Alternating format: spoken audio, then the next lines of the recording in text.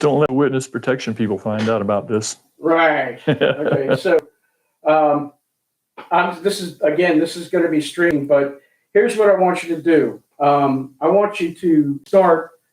Tell us your name, where you're from, what it is you do for a profession.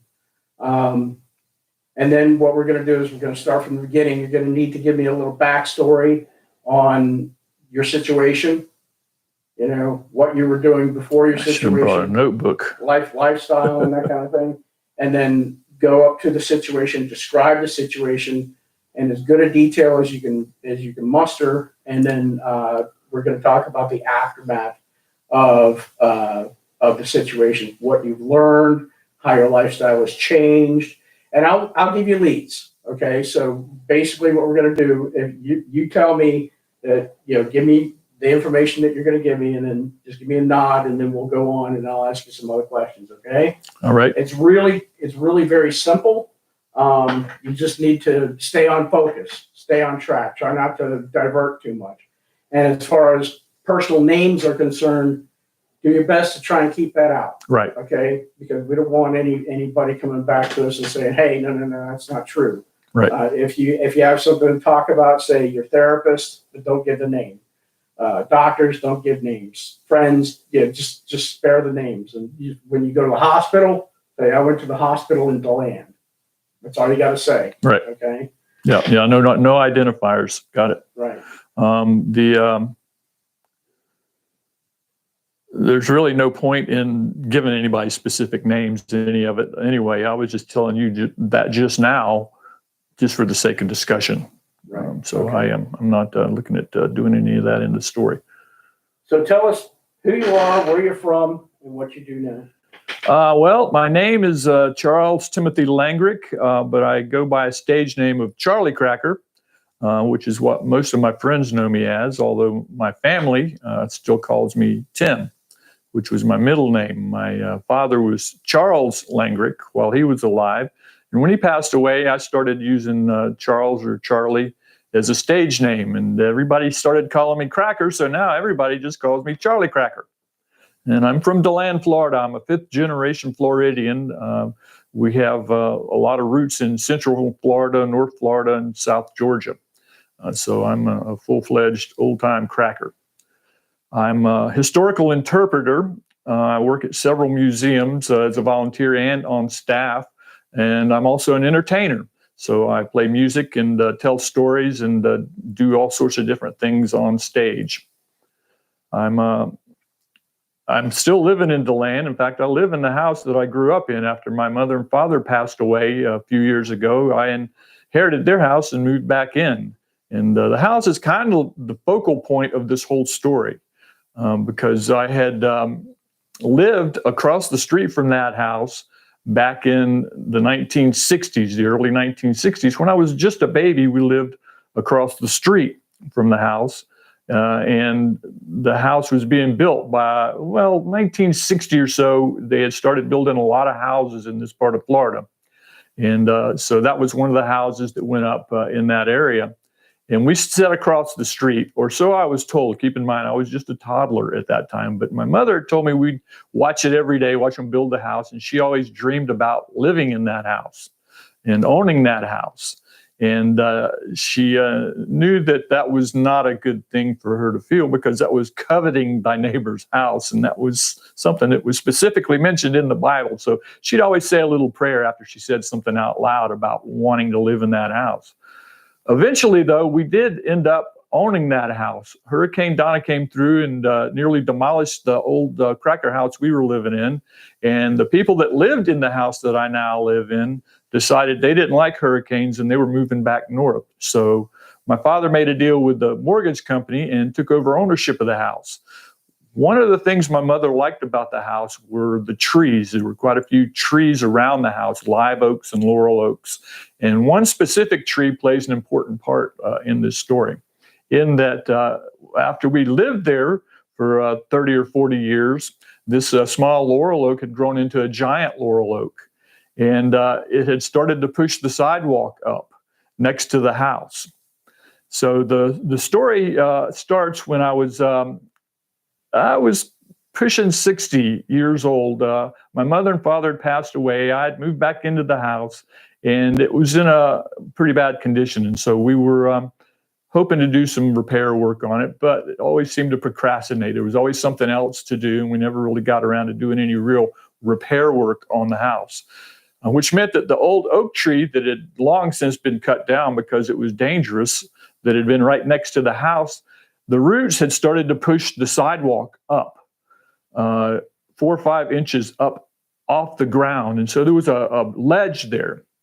So one particular day, it happened to be Memorial Day, 2018. I was out working on a machine in the front yard, and I was off in the zone. I love to work on old machines. I love to make things run that haven't run in years. I look for parts. I build parts. I talk to the old timers on how to work on this equipment, and I like to make it run again. And I was trying to get a machine running and not really paying attention to what I was doing. My health, my body had gotten into such a sad state of affairs that I was not really in any condition to be out there doing anything in the hot summer sun or early summer sun, Memorial Day sun. But I was out there anyway, and the machine was giving me a bit of a problem, and so I had to go find a part in the backyard. I had the old part in my hand, walking along, and wasn't really paying attention. And at that point in my life, I'd started to shuffle. My feet had started to point out a little bit. My shoulders were hunched over a little, and I wasn't really watching where I was going and shuffling along. And I tripped over that ledge that the big oak tree had pushed up years before. I tripped and fell. In the process of the fall, I reached out to break my fall. There was a big a metal pole, light pole next to me. I reached out to break my fall, and as I was reaching for the pole, my right foot twisted on the edge of the pavement and the roots that were sticking out there, and my leg snapped right at the femur. It just cracked like a broom handle snapping. And in midair, I screamed, "Oh God, no," and fell to the ground and banged my head on the pavement. And I think I probably was out for a few minutes. So I'm not sure, trying to remember back if I was out cold or not. But when I regained consciousness, I realized that I had broken my leg. It was twisted in such a way that my right foot was pointed in the wrong direction. It had turned all the way around and was pointed in the opposite direction. Now, of course, you think about people in the movies, for instance, when they break their leg, the first thing they do is they jump up and they see, let me see if I can walk on it. Well, reality sunk in a lot sooner than I got to that point. I started to get up and try that, but then I realized that was not a good idea. My EMT training kicked in, and I remembered that right next to that femur, there's an artery that runs through there. And that if that artery were to get damaged or nicked by that jagged broken bone, I could bleed out in a matter of seconds. It wouldn't take very many heartbeats for me to die laying right there on the pavement. So I decided the best thing to do was lay there. Now, keep in mind, this was Memorial Day. And so there would have been a lot of people passing by my house on the sidewalk. I have 2 schools near my house, and there would have been school kids. There would have been parents. There would have been buses and bus drivers. There would have been crossing guards. There would have been hundreds of people going to and from the schools all day. That wasn't happening on Memorial Day. It was very quiet. There was nobody home in the neighborhood but me, I thought. I did notice that across the street, my neighbor was doing some yard work. I could hear his weed whacker running over there. And so I tried to yell for help. I didn't have a phone to call anybody, so I yelled for help a few times and realized nobody was going to hear me. The people driving by in the cars had their windows up. It was a hot, sunny day. Everybody had their air conditioners on, so nobody could hear me. There was nobody walking by. The only person that could possibly hear me had on hearing protection and eye protection and his weed whacker going. And so he wasn't going to hear me. So I laid there for a couple of minutes and just decided what was I going to do. I was starting to get kind of dizzy. I yelled as much as I could until I got weak, and nobody heard me. Nobody went by. The people that went by didn't look, and so I started to think, this could be it. The next person to come to my house to see me was going to be coming home about 3 or 4 hours later. I was laying in the hot sun. When I fell, my hat had fallen off out of reach, and so the sun was beating down on my head. I had no water to drink, and I thought I was on my way out. I truthfully thought that this was it. I'm not going to make it. And so I was able to pull the work gloves out of the back pocket of my pants without squirming around or moving too much to do too much damage to my broken leg, and laid the work gloves down on the hot pavement so that I could rest my head, because up till that point, I'd been halfway sitting up to keep my head off of the hot pavement. And so these gloves gave me a little cushion, and I laid my head down. And I don't know if I passed out, if I fell asleep, but I just started to not care. I had just resigned to this was where I was going to be when they found me. And I laid there and listened to the birds chirping, and I felt the wind, the cool breeze occasionally would cool me off a little bit. My lips were by now were dehydrated and dry and parched, and I licked my lips, and I just given up on yelling because there was nobody to hear me. And then all of a sudden, I realized that the guy's weed whacker across the street had started to make funny noises. It was starting to bog down, and it was starting to choke and starting to cough a little bit. And then all of a sudden, it just died. It just quit. It ran out of gas. Now, I had said a little prayer as I was laying there on the pavement that, God, if you're real and you're listening, can you please help me? And when that weed whacker died, the first thing that I yelled was, thank you, God. And then I started yelling for help. Help!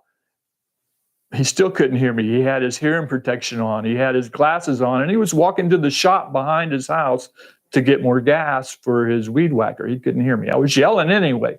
And so he went to the backyard. I could kind of see him under one of the vehicles looking over towards his shop. And he went to the back. He cracked open a beer. He turned on the radio. So again, he wasn't going to be able to hear me. Took off his hearing protection and sat down and started drinking a beer and cooling off in front of the fan. I didn't give up. I decided that, you know what, if I'm going to go out, I'm not going to go out quietly. I'm going to go out kicking and screaming the whole way. So I started yelling as loud as I could. There wasn't a lot of kicking going on at that time, of course, under the circumstances. But yelling was definitely something that I was doing as loud as I could. And I yelled until I was totally exhausted. Heat exhaustion had started to set in. I'd stopped sweating. I was at the point where I was having a heat stroke. And I just laid my head down to rest and gave one last yell. And the neighbor said, hey, are you okay? What's the matter? And I thought, thank you, God. And so he came over, and he was afraid to come in the fence because I have dogs, and the sign says, beware of dogs, and he wouldn't come through the gate. And so I mustered up enough energy to tell him the dogs were inside. He came in the gate, and I said, call 911, I broke my leg. And so he called 911 and walked over to where I was at and said, are you sure your leg's broken? And took one look at my leg and told the dispatcher at 911 to send an ambulance. His leg is definitely broken. And he had it on speakerphone. I could hear her say, are you sure his leg's broken? And he said, I'm positive his leg's broken. Please send an ambulance as quick as possible. And so he was able to keep me calm, keep me conscious, and give me a glass of water, a bottle of water, and put my hat over my face to keep the sun from frying my brain. Evac came. They put my leg in a splint. They pumped me full of morphine. It took about 45 minutes for them to get my leg my foot pointed in the right direction, my leg immobilized enough for them to put a splint on it and to get me strapped onto the backboard. So 45 minutes later, they loaded me into the back of the ambulance and took me to the hospital, where I laid there for a day and a half. It was a holiday. The doctor that I had drawn, the surgeon that I had drawn, luck of the draw, turned out to be probably the best choice that could have been made for me, in that he was an athletic surgeon for one of the local colleges. He helped the athletes in the football, the baseball, the basketball teams, and he was very knowledgeable and a young doctor, so that he knew about all the early procedures. But it still took a long time. One of the main problems was they didn't think that I had insurance. My insurance card was in my wallet, and my neighbor had gone in the house and gotten my wallet for me.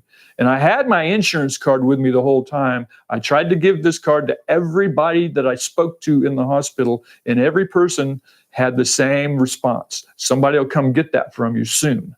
Nobody ever came and got it from me. I had it the whole time. So the surgeon came in and told me what they were going to do, explained to me that I was lucky that I had drawn his name. He was not trying to be arrogant. He was saying that I was lucky because the other doctor was an older doctor, which would have used an older technique, which would have involved major surgery on my leg, and months, if not years, of recuperation, recovery, and rehabilitation. Whereas the young doctor was going to use the new technique, which involved robotics. And it was 3 small incisions, 1 inch long, was really the only damage that he was going to do to my leg. And they were going to put a titanium rod in there and do all that, which they did. It was very efficient. They did the work. He had me patched up really quickly. That whole operation took about an hour and a half. Although it took a day and a half to actually get in to have the operation was fairly quick. So as soon as I was back in recovery and started to regain consciousness, the nurses came in to check on me. The anesthesiologist, of course, was constantly monitoring my condition until I was conscious again, and my vital signs were relatively back to normal. And a fella came in who introduced himself and said he was going to be my therapist. And so his job was to get me out of bed. That's what he said. My job is to get you out of bed. And I said, well, I just got out of surgery. I haven't been here very long. He said, I know how long you've been here. I've been monitoring your situation, and we're going to get you out of bed. This is the doctor's orders. You have to put as much weight on that leg as soon as possible, as much weight as you can stand to your pain threshold. And that's what we're going to do right now. So he literally pulled me out of the bed and picked me up, and we walked around the room. And this was going to be the normal situation with this therapist for the next couple of days. He came in to see me relatively often, a couple of times a day. And by the second day, he told me that I needed to be getting out of the bed by myself, which I was not able to do. I couldn't get out of bed. Now, in the process of all of this physical therapy, he started to give me mental therapy. Psychological therapy, in that he was giving me all this positive reinforcement, not only telling me I was doing a great job and all this other stuff, because they all tell you that, the nurses, the doctors, everybody gives you that positive reinforcement. He was giving me something more. He was giving me information on the aging process. I was 59. I was swiftly approaching 60 years old, and 60 years old is a milestone in anybody's life. You start thinking about age and old age, and you drift into a rut. You drift into a pattern. And I was deep in that pattern, the pattern that he described as the downward spiral. You get into a downward spiral of aging, so that your shoulders start to hunch a little bit. Your head looks down. You look where you're stepping because you're shuffling. Your feet are starting to point out, and you're not really picking your feet up and walking anymore. Your shoulders aren't back anymore. You're not breathing properly, and you're in that downward spiral, which will eventually lead you to an early grave. So that's where I was at, and that's what he was pulling me out of. He was bringing me out of that downward spiral. That lasted for a couple of days, and the surgeon came in and said, well, he said, I was hoping to be able to send you to a rehabilitator. But he said, I don't think that's going to happen. He said, and so we're going to give you some guidelines to follow when you get home. So I'm thinking, oh my God, I can't even get out of bed and they're going to send me home. This can't be right. And so he felt really, you could tell felt really bad about it. He did not want to send me home. He wanted me to go to the rehabilitation facility. And there were things that he was not able to tell me. And I knew that he wanted to tell me those things, but he couldn't. He just couldn't tell me for some reason. So as they were getting ready to discharge me out of the hospital and send me home, the social worker came in and said, now it's time for us to decide how you're going to pay for all of this. Now, I'd been in there from Monday afternoon, Memorial Day, and this was Thursday afternoon. So that's several days in the hospital, not to mention the doctor bills, the anesthesiologist, and all these other bills. It was really a whopper of a bill. So the social worker said, we need to find out how you're going to pay for this. And I said, well, what do you mean? I have insurance. And I held up the insurance card again to her. And she said, well, why didn't you tell anybody? And I said, I told everybody. I've told every person that came in this room that I had insurance and this is my card. And she said, well, let me see that card. And she took the card and she left. And not even 5 minutes later, she came back in with a big smile on her face. She handed me the card. She said, the insurance lady will be in a couple of minutes. And sure enough, my insurance representative came in a couple of minutes later and sat down and said, we're going to figure out how we're going to pay for all this. And so she worked it all out. We had a very low bill. It went from over $100,000 to something we could immediately put on the credit card, which we did right away. Put that amount on the credit card, paid off the hospital immediately. As soon as she had done that, as soon as we had the paperwork signed, she left. The surgeon came back in with a big smile on his face. And he said, it seems like we are going to be able to send you to rehabilitation after all. So now we're just trying to find a facility that'll take your insurance. And while he was still there, the insurance lady came back in and she said, okay, we have 3 facilities now that are willing to take you. So we're going to have to pick one of these facilities. So we picked a facility. The facility that we picked was not my top choice. There was a really nice facility with really good meals, relatively new building that I wanted to go to. But the facility that I ended up choosing had the best reputation for rehabilitative therapy. And so that's the one that I went to. They had lousy meals. The staff was okay.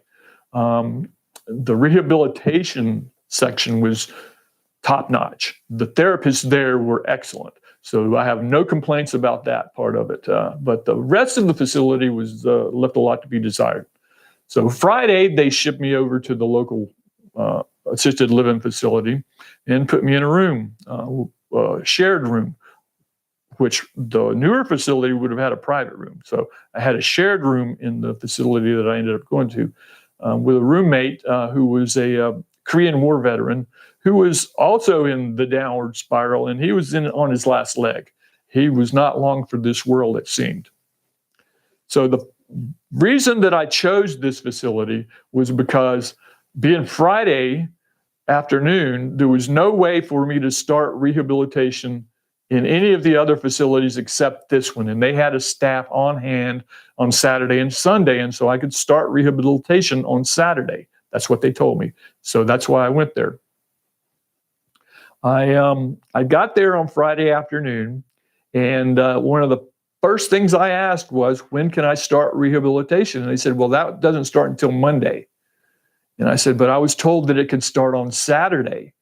And they said, no, it starts on Monday. We have a therapist there, but he's just there for appointments and emergencies. And I said, well, give me an appointment or it's going to be an emergency. And I started to get irate. Now, keep in mind, I'd been pumped full of morphine by evac a few days earlier. I'd been in surgery for an hour and a half and had all the anesthesia to recover from. And they had been giving me pain medication in the hospital. So I was stoned and not a happy camper and started to get really irate. And I thought for sure they were going to call security and they were going to call the police because I was getting pretty upset. And finally, the head nurse came in And she says, what do you want? And I said, I don't want to be here. I thought I could be here and start therapy on Saturday, and then I would be out of here and things would be much. And I was just going off on her.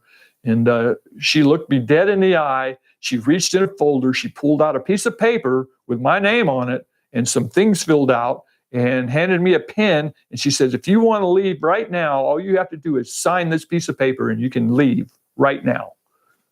We have people that want this room. If you don't want this room, sign this paper and you're out of here. And so I took the pen in hand, I looked at the paper, and she said, but keep in mind, if you sign that piece of paper, you're leaving AMA, against medical advice, which means that your insurance is probably not going to pay for anything from this point on. And so I thought about that for a second. And I said, that's a lot of money. That could run into a lot of money, because if I go home, I'm going to be back in the hospital soon. I'll fall and I'll be right back in the hospital.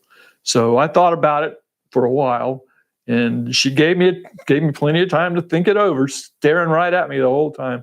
And I handed her the pen back and I said, you know what? Maybe I'll stick around for a while. She said, that's a good decision. She said, and since you've decided to do that, she said, I'll have the therapist that's here tomorrow come in and evaluate you tomorrow, so that when Monday rolls around, you'll be able to get back into therapy immediately. So they did that.